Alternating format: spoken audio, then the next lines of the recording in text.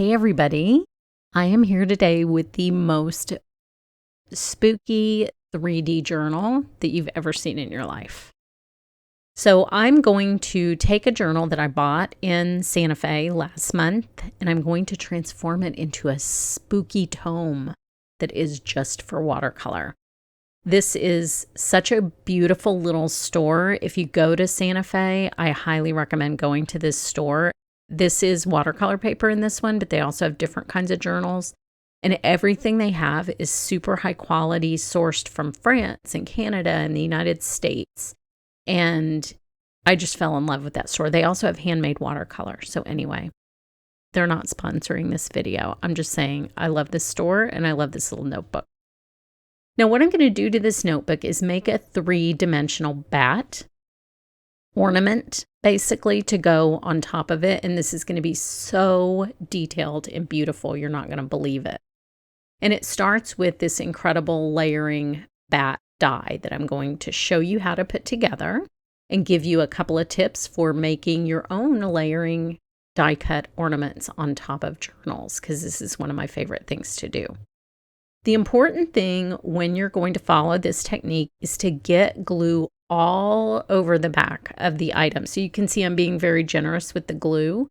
The glue needs to go to the edge of every single piece, and that's because we're going to be using paint, and I don't want the paint to get in between the layers and make them pull up. So go all the way to the edge and be very generous with your glue. Now this little guy is fun. He has 2 layered eyes. He has little fangs. It's freaking adorable. And sidebar, the reason that I love him so much is where I live, we have the largest Mexican free-tail bat colony in North America that lives under a bridge in our town. And we call ourselves the Bat City. We're crazy about all things bats. The bats take tens of thousands of pounds of mosquitoes out of the sky every single night, and they fly out from under the bridge. And so we're very grateful to our little furry friends. They're also very teeny and cute. They're maybe half the size of a Pop-Tart, because Americans will use anything but the metric system. And they're just sweet, really cute. And they don't bite you or turn you into vampires. So I'm sort of adjusting the smaller pieces. Sometimes when you get the piece on at first, you don't have it straight, but you can see how his little nose is so detailed and cute. And these are his little fangs. Oh my gosh, they're adorable. So cute. This is such a perfect Halloween project for me. Now, when I'm using the small pieces, you'll see me do this with the eyes too. But with the fangs, they're so teeny that you just want to put the glue directly down onto the die cut and then put the little piece onto the glue instead of trying to get a piece of glue onto the back of this little tiny fang. Now, I think I had the fangs on backwards, so I'm kind of switching them around here. They do have a little directionality to them. And so you'll want to make sure you get them on the right side. They're so cute. And you can just scrape off any extra glue if you want. It's not really going to matter at the end of this project because we're going to be covering this up with paint. But if you like that kind of thing, take it out. Now with his eyes, I'm just really kind of filling that little cavity with glue. That makes it really, really easy to just pick up that piece of paper and put it on. His eyes do have a second layer. This will pop out more in the detail portion. I know you're just sitting here looking at some black cardstock, but I promise this is all worth it. All these layers are just going to shine in the final result. So I'm putting his little second part of his eye, I guess it would be his pupil, on here. And that's going to give a second layer and added dimension when we go to add the second layer of paint. So there he is. He's so cute. Now there are 2 pieces to the bat body. Look at the fangs. Oh my gosh, I love him so much. The first piece, see that little skinny wing bit? That makes it look so that wing that is on your left side looks like it's folded back, just like you're looking at a real bat. And I feel like the reason this die is so realistic is my friend Lisa works for this company. And she also lives in Texas. So I have a feeling she probably had some input on the realism of this bat. We do love our bats. There are also bats. They're really in every major city here, but we have the largest colony here in Austin.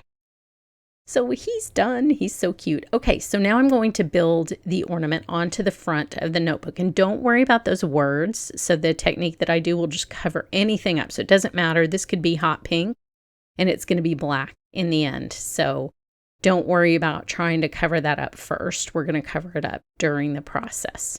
So step one is to put this little branch, which this is not a separate die. This comes in this die set because bats can't just walk around on the ground. That's why if you find a fallen bat, that's a bat that's in trouble and you should call a bat rescuer. Don't attempt to rescue it yourself. And then have a professional come out and put the bat back up where it can hang. So they can hang or they can fly, but they can't walk around on the ground. So you got to have the branch or your little bat would be stranded on your notebook. And we can't have that. Now you'll want to weight this down and let it dry, and I've taped off the back of this notebook so that I don't get paint on it. It doesn't matter because it's all black, but I just didn't want a little line of paint on the back, so I used an extra thick Post-it tape to cover up that back part just in case I got a little bit messy.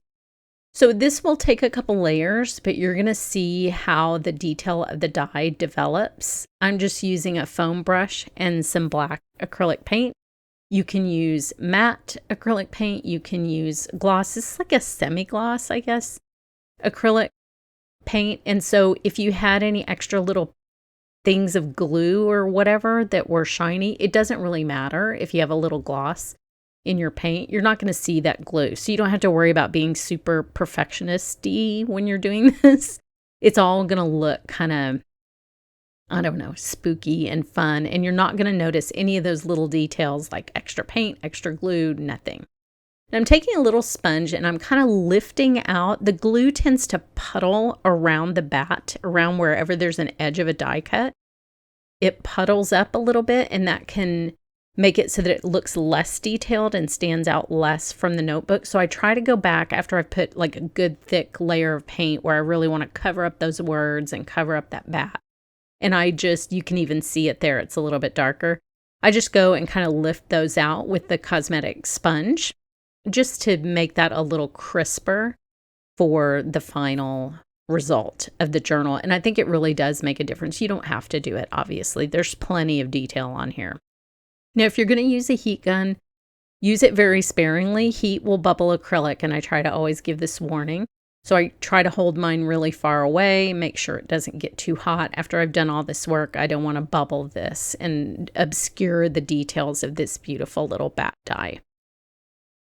So if you need to touch anything up, I could see the letters a little bit still. So I just put a very thin layer, basically whatever was left on the paintbrush on there, and that'll just kind of blend into the overall background when it's dry. You do want this to be dry. You can just let it dry naturally if you want before you go to the next step, which is to highlight it with some spooky white paint. This is what really makes it look almost like a tombstone. I love this look with white paint on black paint. It's so spooky and fun, but you want to be really, really sparing. So I get like a tiny amount and then I wipe most of it off. And then when I go to use the dauber on the bat, I try to have a really, really light touch because you can get too much too fast. And I don't want that. I want the details to be sort of in and out of the foreground. I don't want to get any white in the background. I just want to highlight these beautiful details on this bat and make him stand out from the black, kind of flatter part of the notebook. And you can see how highlighting that wing that I was talking about on the left-hand side, what a difference that makes. And the little deboss details that they build into these dies, like the folds on his wings, those all just pop out with the tiniest amount of paint. If you get too much paint, you can just get your sponge dauber a little bit wet. You can remove some of the paint to sort of tone it down. But this is just one of my favorite looks. Obviously, you can use colors too if you want and not just white. So that is totally up to you. Here's what the finished project looks like with all of his spooky glory. Getting ready for Halloween still. Head over to my blog for more information, and thanks so much for watching.